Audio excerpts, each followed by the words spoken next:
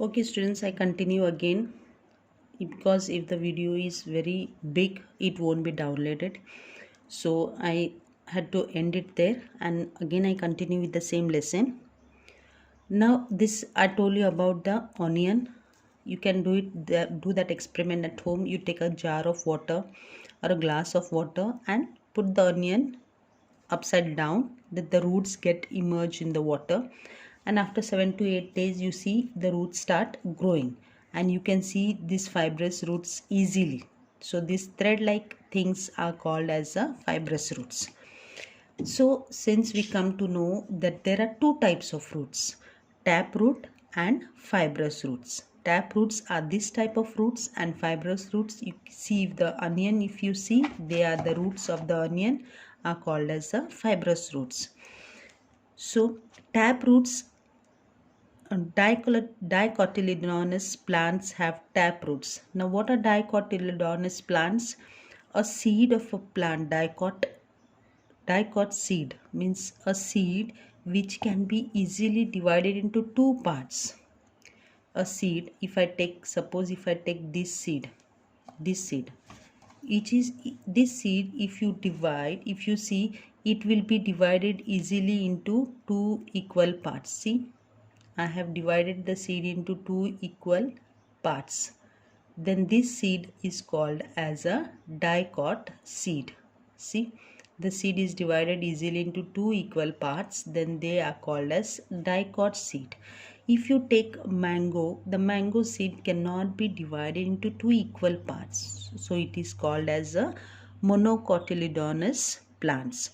So dicotyledonous plants have tap roots and monocotyledonous plants have fibrous roots. Sow the seeds of plants like mustard, sorghum. Sorghum means jawar, or if in Marathi you call it as jwari. Maize, that is corn, pea, coriander, etc. in an earthen pot. Cultivate the plant for 8 days. Once the plant grows 15 to 20 centimeter high, uproot them and carefully, while the soil is moist, put them gently in a large conical flask containing water. The soil will get washed off without any harm to the roots. Observe the roots carefully to see which plants have tap roots and which ones have fibrous roots. Now plants like maize, sugarcane, sorghum have two types of roots.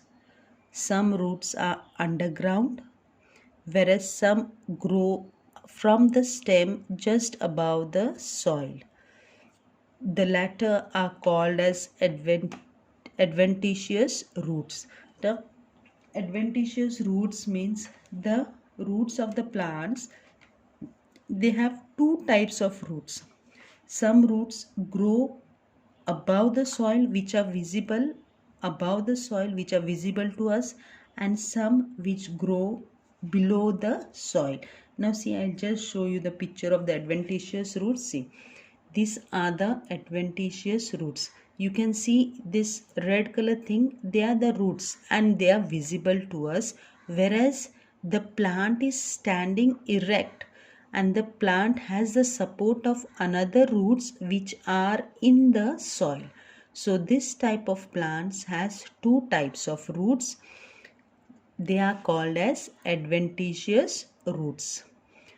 One which is above the soil and the root which is below the soil also. That is, these are the roots of a maize. These are the roots of a maize, that is corn, which you eat na corn, that is the roots of that plant. They are called as adventitious root.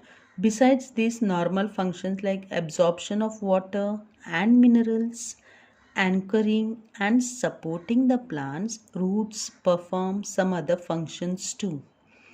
Now, roots anchor the plant, they support the plant, they supply, absorb the minerals and water from the soil and supply it to the different parts of the plant. Besides this function, roots show some modification to perform these additional functions. Now roots, there are not only taproot and fibrous roots, they are the main two types of roots.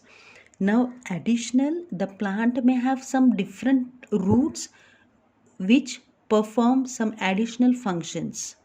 Now some examples of these roots are some modified roots, some extra roots. The plant has some extra roots, modified roots like aerial roots, then stilt roots, breathing roots.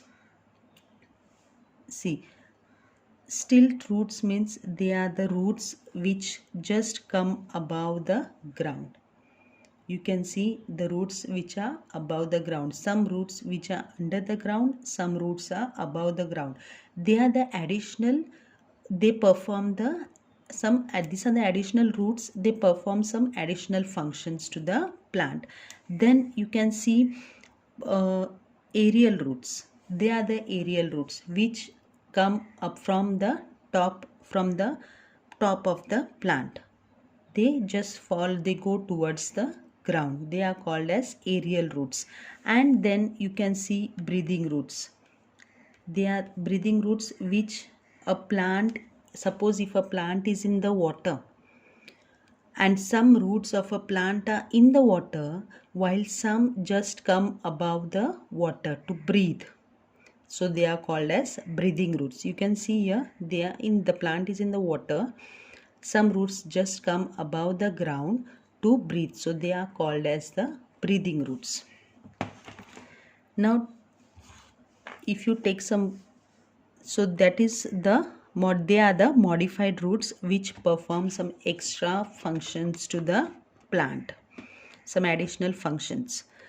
Now, roots emerging from a trunk and branches of a banyan tree. Here you can see a banyan tree.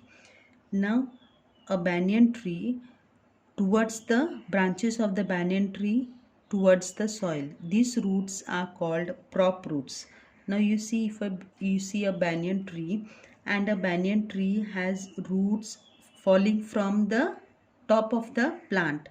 Now those roots are called as prop roots. They are called as the prop roots. What could be the use of these prop roots? In the beginning, the banyan tree has very few prop roots, but later on their number increases so much that it appears like a small forest. If you see a banyan tree, see, this is a banyan tree, and you can see the roots arriving from the branches, they fall down. So this banyan tree, see here, this is the banyan tree and the roots come down from the top of the branches, they come down. And when you see this banyan, when these roots starts increasing in number, then it appears like a small forest. In Kolkata, a 250 years old banyan tree in the botanical garden, 250 years old banyan trees live for very long time. They have a long life, and that in that garden, that 250 years old banyan tree has covered a very large area because its prop roots are spreaded like anything, and it is supported by thousands of prop roots. So you can also find out in your area if there is such a huge banyan tree. Now the second, why are the underground parts of plants like radish, carrot, beet and sweet potato thick, fleshy and swollen? Which part of the plant are they? Now I stop here.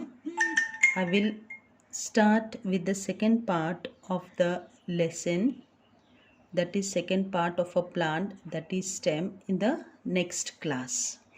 Now I want you students to read this much lesson, read the first part of the plant, that is root.